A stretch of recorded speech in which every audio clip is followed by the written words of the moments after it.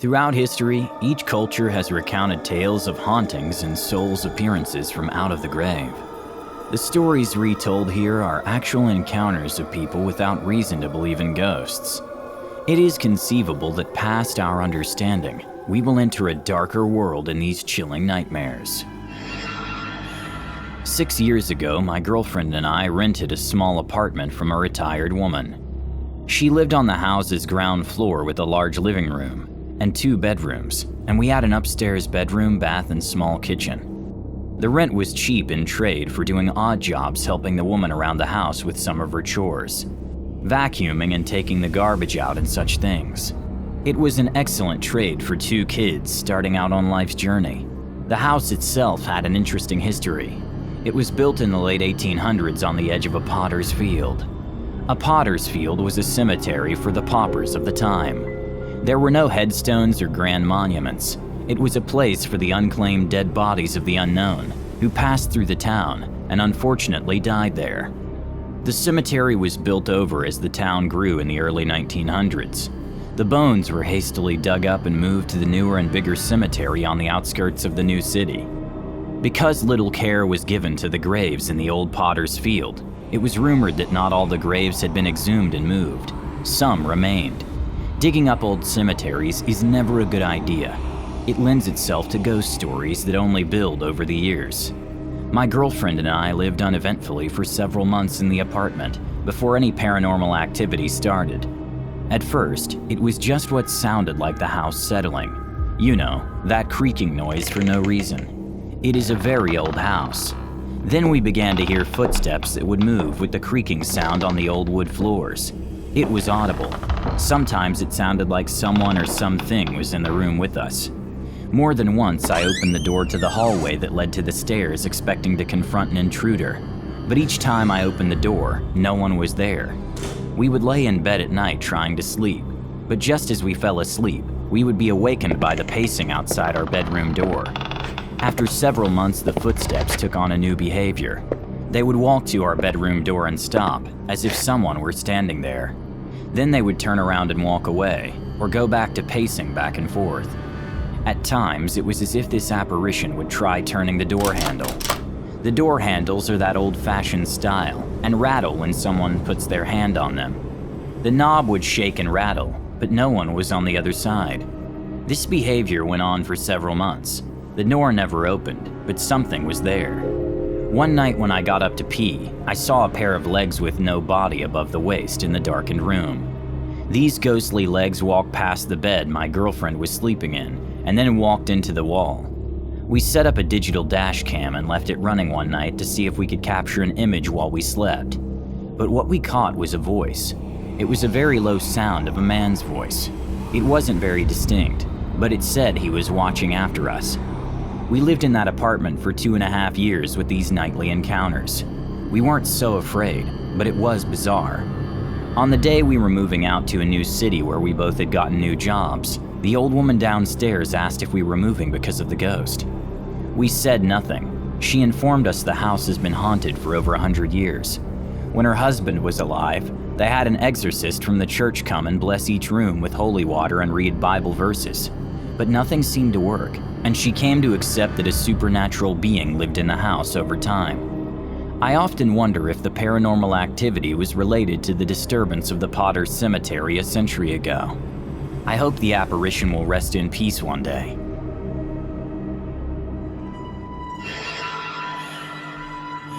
Bloody Mary is a dangerous game to play in the dark. When I was a 5th grader, my classmates and I thought it would be fun to do a seance and try to connect with the dead. We discussed doing scary things like this between classes, and even researched how to contact the spirit world. One of my friends found a book at home and brought it to school that talked about several incantations to summon the dead. The legend of Bloody Mary interested us the most. It is believed that the spirit of Mary Worth, a Puritan woman in Salem, Massachusetts, who was judged guilty of witchcraft and burned at the stake, would appear if called. We read and discussed exactly how this incantation was to be performed. Go into the bathroom at night alone. Turn off the light and light a candle on the vanity before a mirror. Prick your finger with a pin and draw a single drop of blood. Turn around 3 times with your eyes closed. On the 3rd turn, when facing the mirror, open your eyes and look directly into your own eyes, lit by only the candle's flame in the mirror. Repeat very softly yet distinctly and very slowly 10 times. Bloody Mary, show your fright. Bloody Mary, show your fright this starry night. No one knows who will appear as Bloody Mary. It could be a recent victim of a car crash, the woman murdered in the woods, or the victim of any number of heinous crimes. Because only one person was allowed in the bathroom during this incantation, everyone else waited in the living room. You must stay in the bathroom until her face appears in the mirror. The proof that you met Mary Worth face to face is always 3 scratches of blood on your cheek. I followed the ritual through the final incantation and ran from the bathroom. I told my friend I had seen her, but I did not that night in the bathroom mirror, but she appeared to me many times since. For what value it may bring to you, some therapists have explained that the appearance of a spirit can happen by staring into a mirror in very low light conditions, as with a candle, for an uninterrupted time, by causing our perception of what we see to distort and become ghosts. Perhaps the true ghosts are simply reflections of ourselves.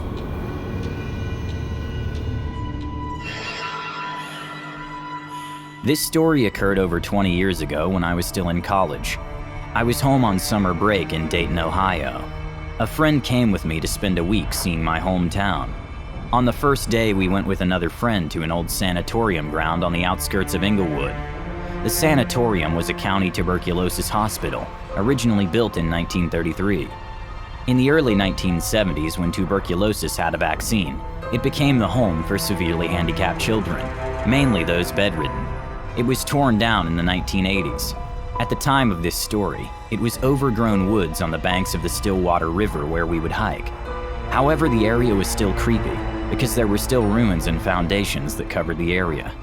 Urban legends grew as fast as the trees on the old sanatorium grounds. Stories of missing children, captured killers, mysterious deaths, and all kinds of crazy stories. As we walked through the woods, we came across what was probably the entrance to a building. It was covered in ivy and had a column of baseball-sized stones on either side of the steps up. The stones were set in concrete that was now crumbling, and it made it easy to pry one of the decorative stones free and take it as a souvenir. We stopped at a pizza restaurant on the way home to grab a bite. We placed our souvenirs on the table, not really thinking about it, just a trophy from the day hike. This caught the waiter's attention, who asked us where we got that stone. We wondered why, and he said he considers himself a psychic with a sixth sense, and often his feelings come true. He insisted that we put the stone away, saying it had an evil aura. The stone contained a lot of bad energy that he could see. The belief that the stone had negative connections to a spirit world really freaked us out. Eventually, we decided to take the stone back to the sanatorium grounds that night. It was getting dark, but the moon was nearly full, so we had no trouble finding the old entrance with the stone columns. Then, things got very strange. My friend from college started acting very weird, as if he was possessed by a spirit. We didn't know if he was acting or really being possessed. His typically upbeat attitude dissolved, and he lay on the ground incredibly depressed. My Dayton friend tried talking to him, and while my college friend acknowledged our presence, he acted as if we were strangers.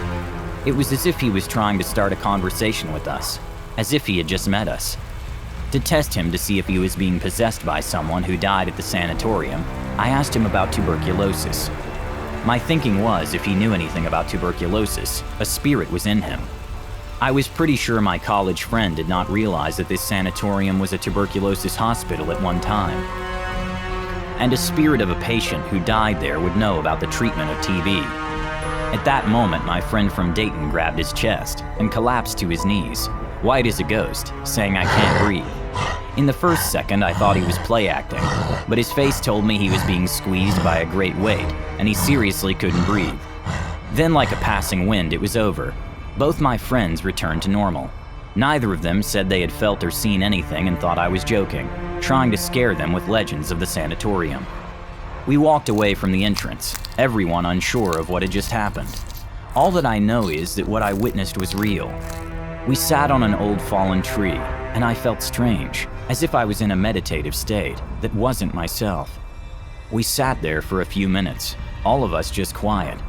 Then someone said, "Come on, let's get out of here." and we walked back to the car. As we walked, a dark feeling heavy and foreboding fell over me. I couldn't shake it. My college buddy said, "Hey, what's wrong?" and when I replied to him, he said it didn't sound like me. My voice was the same, but the manner and tone weren't mine. I was feeling outraged. As we left the sanatorium grounds, I became very confused, and my mood swung to a very dark and empty place. There was a kind of rage that was inside me that I can't now express. As we drove towards Dayton and away from the sanatorium, I fell into a fit of rage that caused me to go into a delirious altercation, both physically and mentally, with someone in the car. My friends said I was speaking with clenched teeth and spitting mad, striking the car seat ahead of me. Then it was gone. I felt drained and disoriented, but otherwise as if nothing had ever happened. Do you think anything may have bonded with us that would stay with us forever? I don't know what is accurate, and I can't speak for my two friends, but what happened to me that night was real.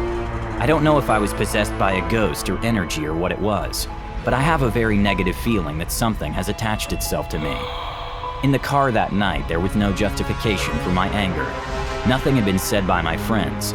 No one did anything to upset me, and it's never been something I had done before. I was never an angry kind of person.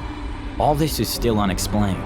As a final note, the sanatorium property was sold to a developer of luxury homes, and now it's a beautiful neighborhood. I keep my ears open for reports of paranormal activity from those residents, and I haven't heard anything unusual. The only thing I know for sure, I wouldn't want to live there.